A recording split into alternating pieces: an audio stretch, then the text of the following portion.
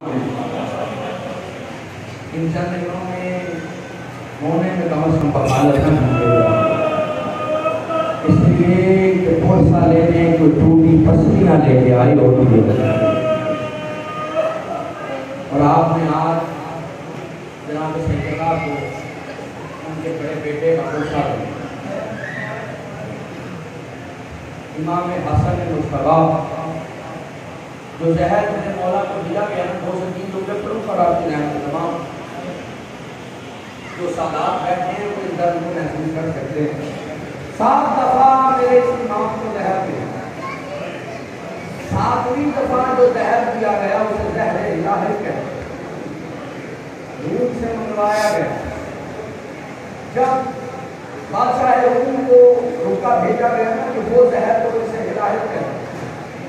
میں نے روایت میں گنہگار آنکھوں سے پڑھا ہے علامہ قاسم قاسمینی نے یہ جملہ لکھا ہے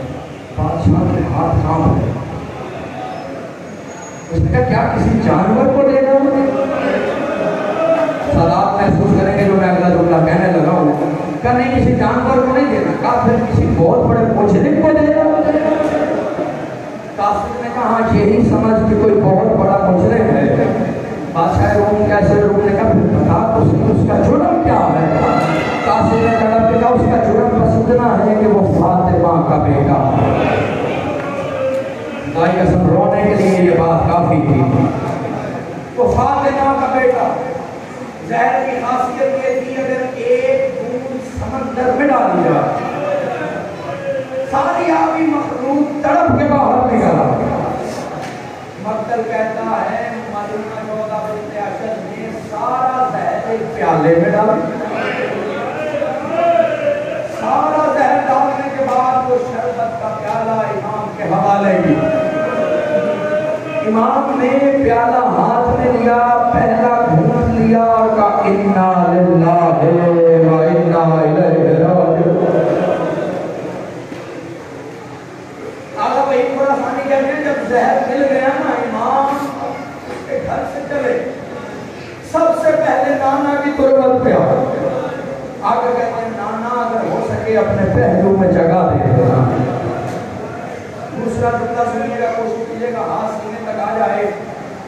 جو لوگ مدینے گئے ہیں وہ میرے تائید کریں گے جو نہیں گئے خدا سب کو لے کے جائے تربت رسول خدا اور جناب سیدہ کی تربت میں کوئی زیادہ فاصلہ نہیں لیکن آقا بھائی تھوڑا سانی کہتے ہیں زہر کا اثر اتنا تھا کہ حسین کا امام حسن 17 دفعہ منہ کے بل زمین پر گرا میں جملہ کہہ گیا ہوں بیچارے محترم 17 دفعہ زمین پر گرا اور جب تھوڑا سا فاصلہ رہ گیا اٹھا نہ گیا تو امام تربت پہ ایسے آئے جیسے اکبر کے لاشے پہ حسین آیا سنیں گے امام نے کہا کیا تربت پہ آتے ہی اپنے آپ کو ماں کی تربت پہ گرا آقا لکھتے ہیں ایسے تربت پہ پکڑا جیسے چھوٹا بچہ ماں کے سینے سے لگتا ہے اور امام حسن نے تڑپ کے کہا اماں تیرے لال کے سینے میں بڑی تکلیف ہوتی پہلی خون کی الٹی جنت البقیع کی ہوئی بس اس کے بعد پھر چلنا مشکل ہو مجھے نہیں پتا آپ یہ جملہ کیسے سنیں گے امام مدینے کی گلیوں میں دیواروں کا سہارا لیتے ہوئے بی بی ام فروا کے حجرے تک گئے اتنے نحیف ہو گئے تھے در پہ دستک دیتے تھے گر جاتے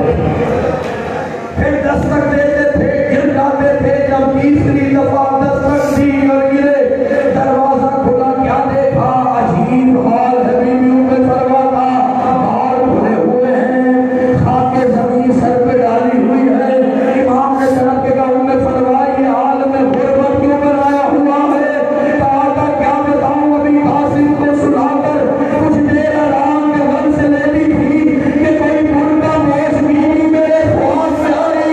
اس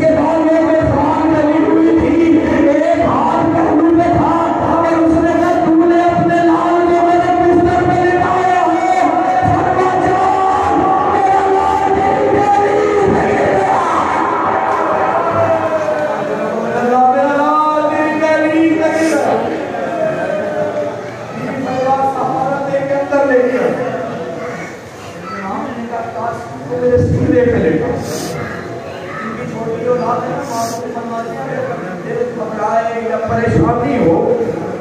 اپنی چھوٹی اولاد کو سینے سے لگاؤ، گھبراہٹ دور ہو جائے. امام حسن نے جناب قاسم کو لکھا ہے. جناب قاسم کا سن مبارک اتنا ہی تھا جتنا یتیمی کے وقت جناب سکینہ کا.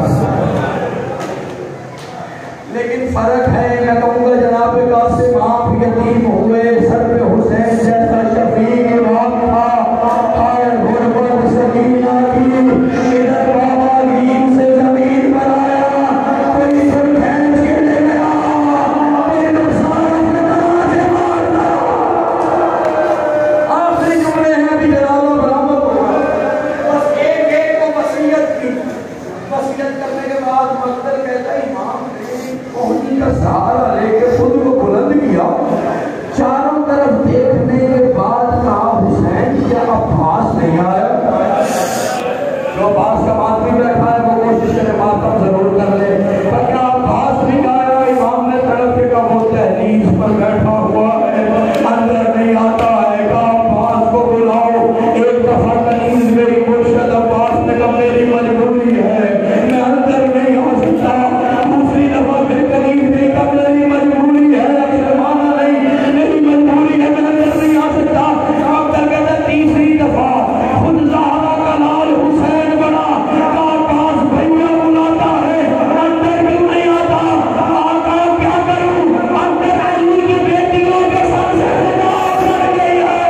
لیکن مولا عباس مدینہ ہے، گزرے کا پردہ ہے. اب کیا ہوگا؟ علی کی بیٹیاں ہوگی شرابیوں کا مجموعہ. اجروں کو میرا نام پھر جملہ وصیتیں تمام ہوئی. عباس کا ہاتھ حسین کے ہاتھ میں رکھ